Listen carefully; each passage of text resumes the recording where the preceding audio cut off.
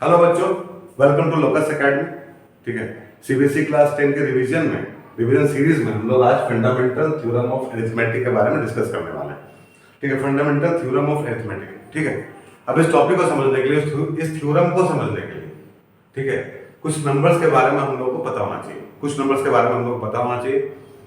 ठीक है, और वो नंबर है एग्जैक्टली जो हम लोग बचपन से पढ़ते हो रहे हैं। ठीक, कुछ नया नहीं, कुछ भी नया नहीं बच्चों, यहाँ पे कुछ भी नया नहीं है। ठीक है, सब वही है जो हम लोग पहले पढ़ चुके हैं। ठीक है, तो जो पहला नंबर है इसके बारे में हम लोग को जानना है। यहाँ पे इस थ्योरम को समझने के लिए, इस थ्योरम को समझने के लिए जो पहला नंबर हम लोग को जानना है वो है प्राइम नंबर। ठीक है, प्राइम नंबर क्या होता है बच्चा? Prime number. ठीक है, तो प्राइम नंबर वो नंबर होते हैं जिनके एग्जैक्टली टू फैक्टर्स होते हैं। ठीक है, प्राइम नंबर वो नंबर होते हैं जिनके एग्जैक्टली टू फैक्टर्स होते हैं। ठीक है, टू फैक्टर्स। ठीक है, अब यहाँ पे जैसे 2 हो गया, 3 हो गया, 5 हो गया, 7 हो गया, 11 हो गया, एक्सेट्रा एक्सेट्रा एक्सेट्रा। ठीक है, हम सबको पता है एग्जैक्टली इसके बारे में। ठीक है, टू टू क्या एग्जैक्टली? टू हम लोगों का सबसे छोटा, सबसे छोटा, ठीक है, और इवन। ठीक है, यहाँ बोलो बेटर रहेगा ओनली इवन प्राइम नंबर है। ठीक है, प्राइम नंबर। ठीक है ना? तो प्राइम नंबर एग्जांपल है 2, 3, 5, 7, 11 एक्सेट्रा। मतलब ये जो तुम्हारा एग्जैक्टली 2 जो है सब smallest only even prime number होता है। ठीक है, तो डेफिनेशन अगर हम लोग रिकॉल करें, ठीक है, डेफिनेशन अगर हम लोग रिकॉल करें तो हम लोग को याद आएगा कि प्राइम नंबर वो नंबर होते हैं जिनके एग्जैक्टली टू फैक्टर्स होते हैं। और फैक्टर कौन कौन से होते हैं? वो फैक्टर कौन कौन से होते हैं? एक तो 1 होता है। ठीक है, एक तो 1 होता है और एक नंबर खुद होता है। ठीक है, एक नंबर खुद होता है और एक 1 होता है। ठीक है, तो exactly two factors 1 and itself. ठीक है, 1 एंड इटसेल्फ, 1 एंड इटसेल्फ। ठीक है, जैसे कि 2 का कॉमन सा फैक्टर है, एक तो 1 है और एक 2 खुद है। ठीक है, 2 खुद है। वैसे 3 का देख लो, 3 का भी एक 1 है, एक 3 खुद है। 5 का भी देख लो, 5 का एक 1 है, एक 5 खुद है।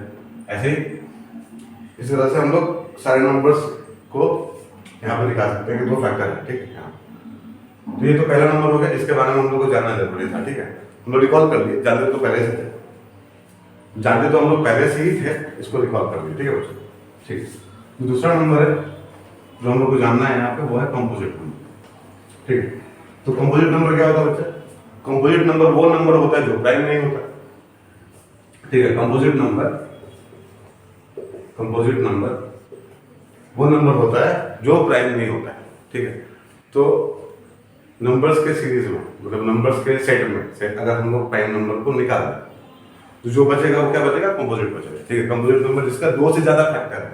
ठीक है, हम लोग यहाँ लिखते हैं मोर देन 2 फैक्टर्स। ठीक है, the numbers which have more than 2 factors. ठीक है, वो नंबर, ठीक है, उन संख्याओं के बारे में हम लोग यहाँ बात कर रहे हैं जिसके 2 से ज्यादा फैक्टर होते हैं। ठीक है, जिनके 2 से ज्यादा फैक्टर होते हैं। ठीक है, अब हम लोग लिस्ट बनाया था ना यहाँ 2, 3, 5, 7, 11 का।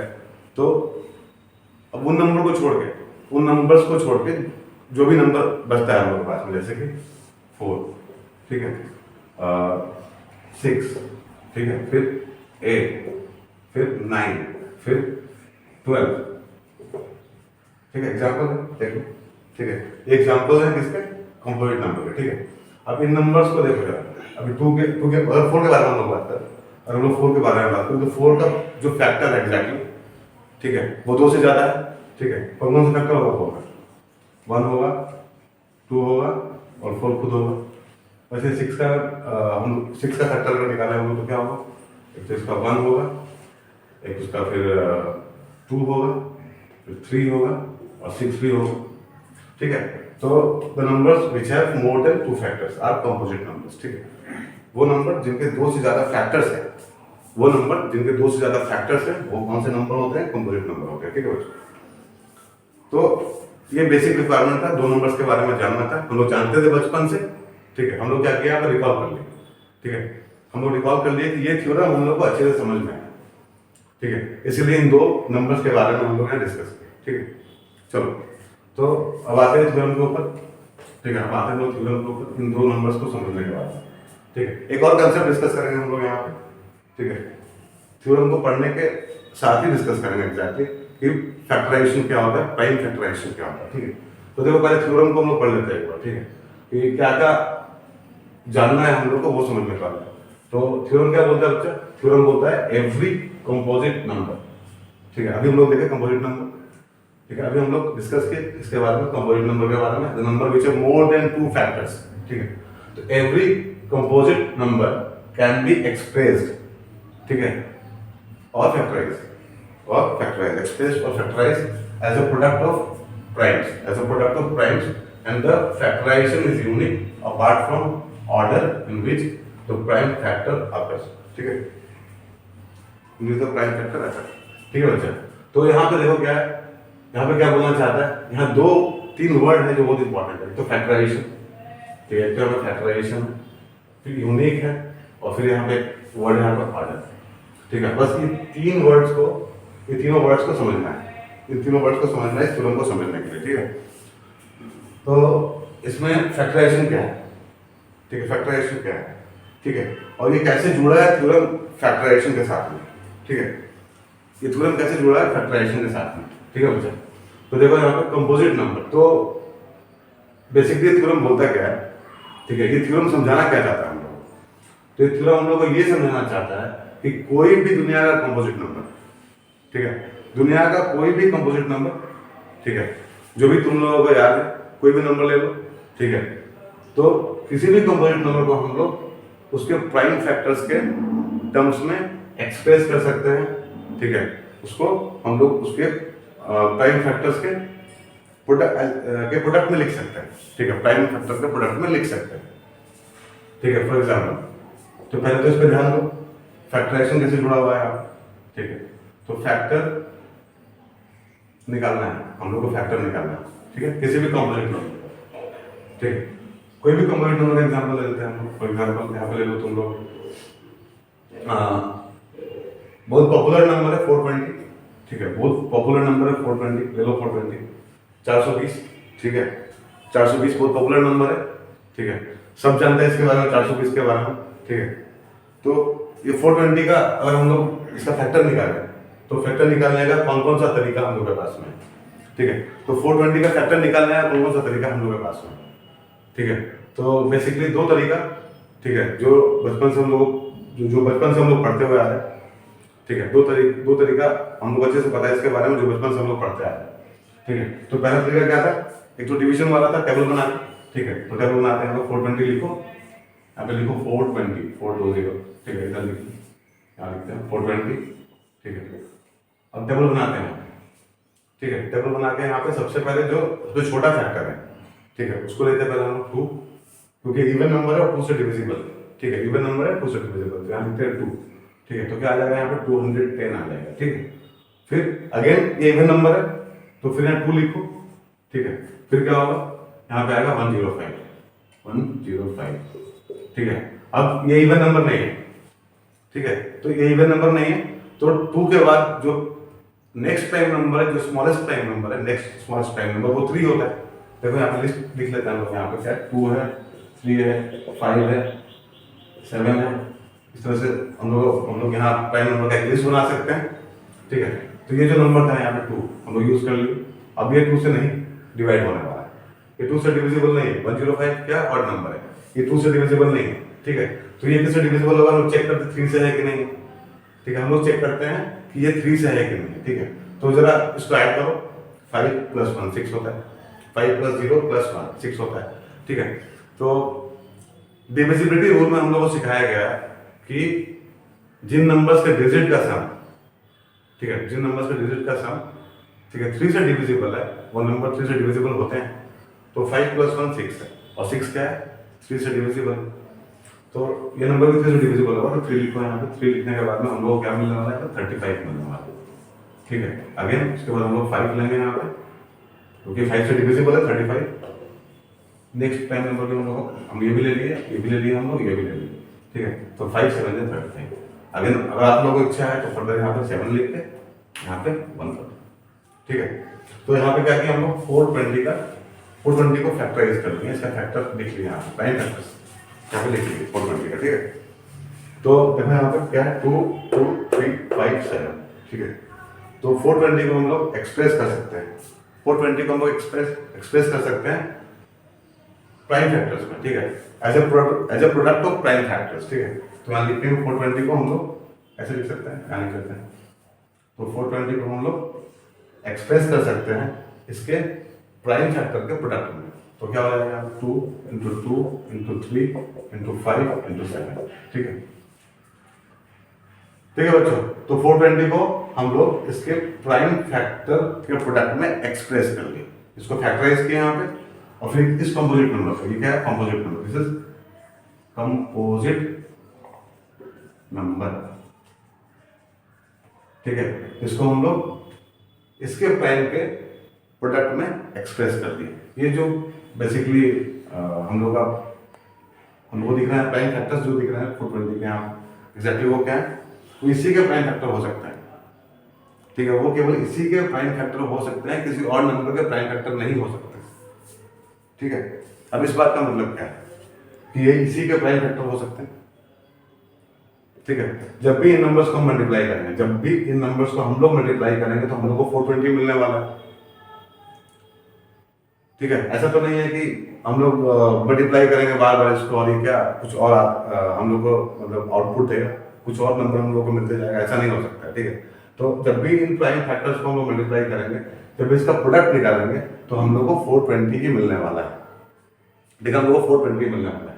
तो इस कंपोजिट नंबर को हम लोग इसके प्राइम फैक्टर्स के प्रोडक्ट में एक्सप्रेस कर दिए, ठीक है। तो पहला लाइन थ्योरम का तो यही हम लोग को बताना है, कोशिश कर रहा है कि every composite number can be expressed as a product of primes, ठीक है, ठीक है बच्चों।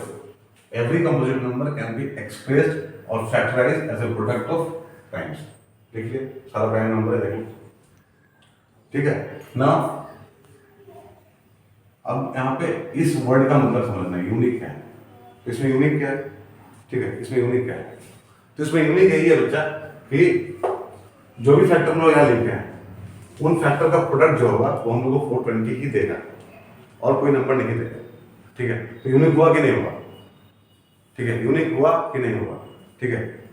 ये तो यूनिक हुआ फिर 420 के लिए, ये सारा प्राइम क्या यूनिक है 420 के लिए, तो यूनिकनेस का मतलब तो यही है, ठीक है, हर एक नंबर यूनिक है, ठीक है, हर एक प्राइम फैक्टर जो यहाँ पे यूनिक है, और उसका प्रोडक्ट जब हम लोग निकालेंगे, जब उसका प्रोडक्ट करेंगे हम लोग एग्जैक्टली, तो हम लोग एक कंपोजिट नंबर मिलने वाला 420, ठीक है, एक कंपोजिट नंबर मिलने वाला 420 जो हम लोग को यहाँ मिला है, ठीक है। जैसे कि एक घर में, ठीक है, 3 भाई है, ठीक है, एक 3 भाई है, उसके फादर है, तो उनके जो फादर है वो कंपोजिट नंबर के तरह है, ठीक है, उनके फादर जो है तीनों भाइयों के तीनों भाइयों के जो फादर है एग्जैक्टली वो कंपोजिट नंबर के तरह है, और तीनों भाई यूनिक है, ठीक है, वो तीनों भाई क्या यूनिक है कि नहीं, ठीक है। हो सकता है एक अच्छा क्रिकेट खेलता हो, ठीक है, हो सकता है एक अच्छा बिजनेसमैन हो, ठीक है, और हो सकता है एक अच्छा टीचर हो, ठीक है, तीनों यूनिक है एग्जैक्टली, ठीक है। तो फादर मतलब एक्ट करेंगे कैसे, एक कंपोजिट नंबर की तरह, और उनका 3 बेटा है प्राइम नंबर की तरह, ठीक है बच्चा। तो वैसे ही समझ लो कि ये फादर की तरह 420 और ये उनके बच्चे हैं, ये मतलब जो भी है 3-4 बच्चे हैं उनके, ठीक है, और सारे बच्चे यूनिक हैं, सारे बच्चे क्या है यूनिक हैं। तो क्या है बोल रहे हैं यहाँ पे एग्जैक्टली कि 420 कंपोजिट नंबर को बनाने के लिए हम लोगों को प्राइम नंबर्स के प्रोडक्ट को यूज करना होता है, ठीक है, और वो प्राइम फैक्टर्स जो होते हैं एग्जैक्टली उस कंपोजिट नंबर के वो यूनिक होते हैं। तो यूनिकनेस का मतलब तो बेटा वही हो गया, ठीक है, यूनिकनेस का मतलब वही हो गया। हम लोग रिविजन कर रहे हैं बच्चा, हम लोग यहाँ रिविजन कर रहे हैं, और रिविजन जो है एग्जैक्टली, ठीक है बच्चों। तो 420 को हम लोग एक कंपोजिट नंबर को हम लोग उसके प्राइम फैक्टर के प्रोडक्ट में एक्सप्रेस कर लिया, ठीक है। Now the next important word, ठीक है, जो अगला इंपॉर्टेंट वर्ड जो हम लोग डिस्कस करना है यहाँ पे वो है तुम्हारा ऑर्डर। क्या ऑर्डर है हम लोग, ठीक है, ऑर्डर क्या होता है, ठीक है, ऑर्डर का जिक्र क्यों हुआ है यहाँ पे, ठीक है, ऑर्डर के बारे में क्यों बताया गया है डेफिनेशन मतलब स्टेटमेंट में, ठीक है। तो ऑर्डर कुछ मायने है क्या, कुछ मतलब है क्या ऑर्डर का, बिल्कुल है मतलब, ठीक है, बिल्कुल है मतलब, क्योंकि स्टेटमेंट है तो इसमें स्टेटमेंट में सब कुछ दिया रहता है, सब कुछ एक्सप्लेन किया रहता है, तो हम लोगों को भी उसका पता होना चाहिए एक्सप्लेनेशन एग्जैक्टली क्यों इस वर्ड को यहाँ पे यूज किया गया ऑर्डर को। ठीक है, तो ऑर्डर का मतलब कुछ नहीं होता बच्चे, ऑर्डर का मतलब बहुत सिंपल एग्जैक्टली, ऑर्डर का मतलब यही होता है कि अगर इन फैक्टर्स को हम लोग रैंडमली आगे पीछे करके लिख दें तो कुछ भी फर्क नहीं पड़ने वाला है, कुछ भी फर्क नहीं पड़ने वाला है। 420 ही रहेगा। ठीक है, 420 ही रहेगा। वैसे भी 420 ही होता है। ठीक है, जो 420 होता है तो 420 ही होता है बच्चा। ठीक है, जो का पार्ट मजाक कर रहे थे। ठीक है, तो क्या है यहाँ पे, अगर हम लोग उसका ऑर्डर चेंज करते हैं, पहले इसको तो एक काम करते हैं, वो पावर में लिख लेते हैं, पावर में एक्सप्रेस करना है। ठीक है, हम लोग पावर में एक्सप्रेस करना चाहिए हम लोग को। ठीक है, क्योंकि ये 2 बार 2 आया ना यहाँ पे, इसको हम लोग 2 स्क्वायर लिखते हैं, 2 स्क्वायर इंटू 3 इंटू 5 इंटू 7। ठीक है, ये गुड मैनर्स में से गुड मैनर है एग्जैक्टली। इसको ऐसे लिखना अच्छा रहता है, सुंदर दिखता है। ठीक है, सुंदर दिखता है। ठीक है, एक यूनिकनेस का पता चलता है हम लोग। ठीक है, इसकी यूनिकनेस का पता चलता है ऑर्डर पावर में लिखने से। ठीक है, और आगे जो हम लोग नेक्स्ट टॉपिक जो हम डिस्कस करेंगे एचसीएफ एलसीएम, तो उसमें इसका एक इंपॉर्टेंस भी है। ठीक है, जो उस टॉपिक को हम लोग डिस्कस करेंगे। ठीक है, यहाँ पे फिलहाल देखो कि इसको हम लोग पावर के फॉर्म में लिख लिए, मतलब ये क्या है, मल्टीप्लिकेशन है, दो नंबर सेम है, 2 और 2 है यहाँ पे, तो उसका पावर क्या होता है, ऐड होता है, तो उसका पावर यहाँ पे ऐड हो गया 2। ठीक है, इंटू 3 इंटू 5 इंटू 7। ठीक है बच्चा, तो यहाँ पे क्या है, इसको हम लोग इस तरह से लिख लिए, और ये ऑलरेडी असेंडिंग ऑर्डर में लिखा हुआ है, अगर नहीं लिखा हुआ रहेगा तो लिख लेना।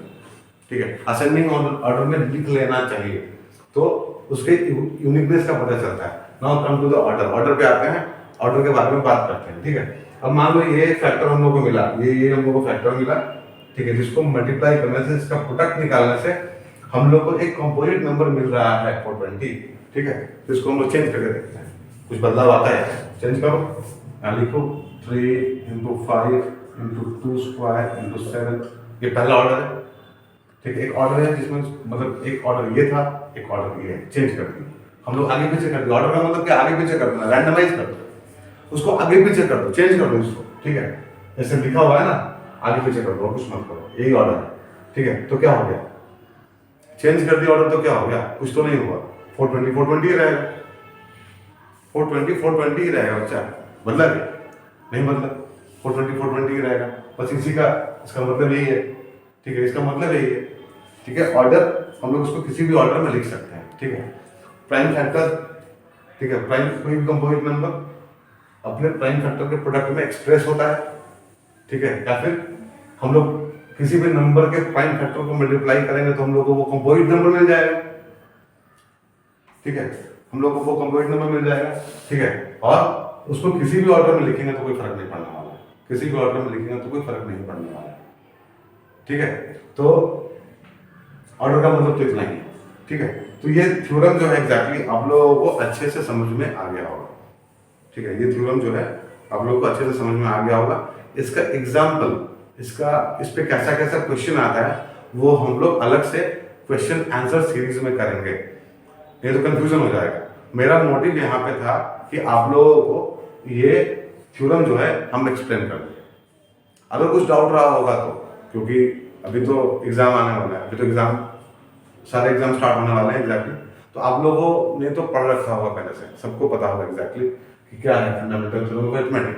लेकिन कहीं कुछ इधर उधर हो गया है, किसी को याद नहीं है, कोई कंफ्यूजन है अभी भी, तो यहाँ से क्लियर हो जाएगा। ठीक है, यहाँ से क्लियर हो जाएगा, मेरा मोटिव भी यही था। ठीक है, लेकिन जो शॉर्ट क्वेश्चन है, जो क्वेश्चन एग्जाम में आते हैं, जो आने वाले हैं, ठीक है, एक भी क्वेश्चन ऐसा नहीं होगा जो हम डिस्कस नहीं करेंगे। ठीक है, 6 नंबर का टॉपिक है बेटा, रियल नंबर। ठीक है, रियल नंबर 6 नंबर का टॉपिक है।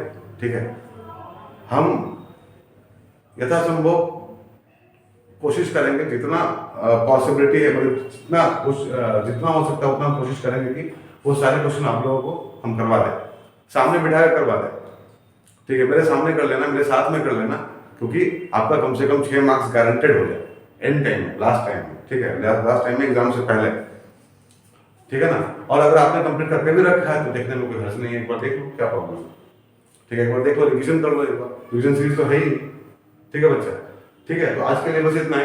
ठीक है, आज के लिए बस इतना ही। अगले क्लास में हम लोग एक दूसरे टॉपिक के साथ में आएंगे, यहाँ पे एचसीएफ एलसीएम के बारे में पढ़ेंगे, ठीक है। और इन टॉपिक्स का एक क्वेश्चन सीरीज अलग से होगा, ठीक है, जिसका लिंक आपको डिस्क्रिप्शन में भी मिल जाएगा और टेलीग्राम पे भी मिल जाएगा, ठीक है। नोट्स भी हम शेयर कर लेंगे, ठीक है, नोट्स भी हम शेयर कर लेंगे। किसी भी तरह से कोई भी परेशानी आप लोगों को नहीं होने वाला है, ठीक है, कोई भी परेशानी आप लोगों को नहीं होने वाला है, ठीक है। इसके बाद भी अगर कुछ आप लोगों को शेयर करना है, कुछ फीडबैक देना है, ठीक है, कुछ कंफ्यूजन है, डाउट है, तो आप लोग कमेंट बॉक्स का प्रयोग कर सकते हैं, ठीक है। कमेंट बॉक्स में जरूर लिख के भेजना। कोई मेरे लिए सुझाव है तो बहुत खुशी होगा बच्चा, ठीक है, बहुत खुशी होगा हमको जान के कि हम कैसे इम्प्रूव कर सकते हैं, ठीक है, ठीक है। तो आज के लिए बस इतना ही। Thank you very much. हम लोग मिलते हैं अगले वीडियो में।